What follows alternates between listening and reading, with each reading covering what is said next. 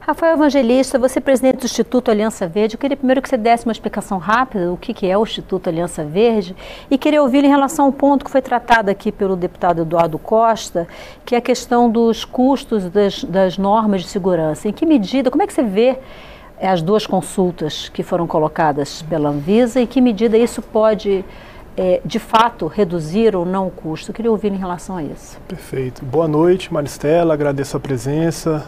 Deputado Eduardo, William Dib, doutor William, doutor Eduardo também, pastor Eurico.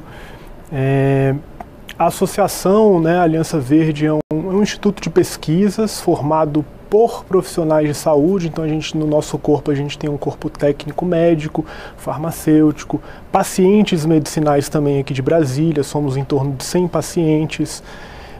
A gente tem parceria com a Universidade de Brasília, com o Departamento de Toxicologia e de Botânica.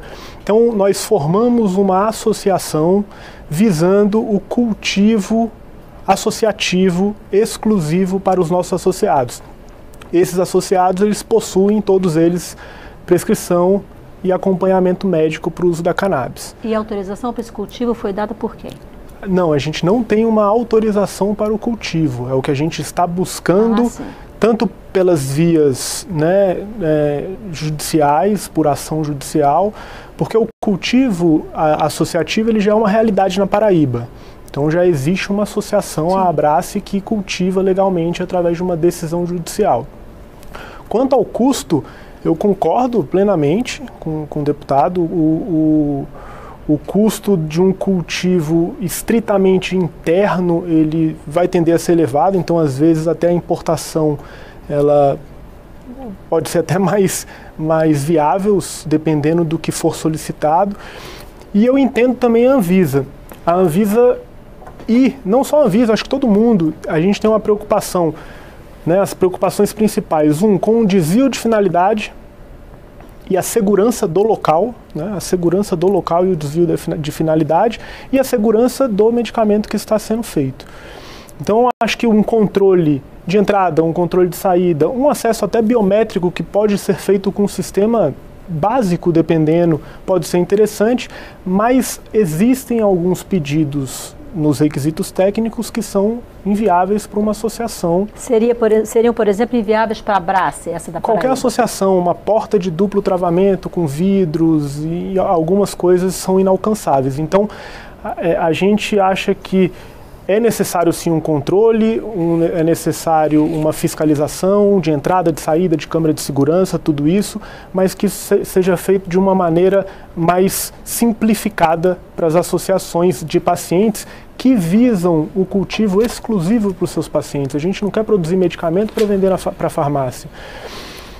Quanto à questão de patente, né, que foi falada, na verdade, o THC ou o CBD isolado, o canabidiol ou tetrahidrocannabinol isolado, eles podem ser patenteados, na verdade, porque são substâncias isoladas. Então, o que não pode ser patenteado é a planta inteira.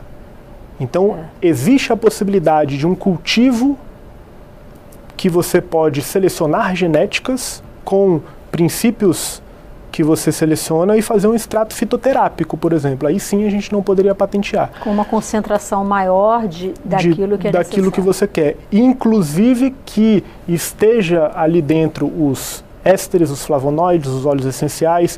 Isso faz parte de um efeito sinérgico, porque a atividade farmacológica da planta, de uma planta, ela é resultante de uma ação sinérgica entre todo aquele fitocomplexo, e não uma consequência de uma atividade biológica isolada.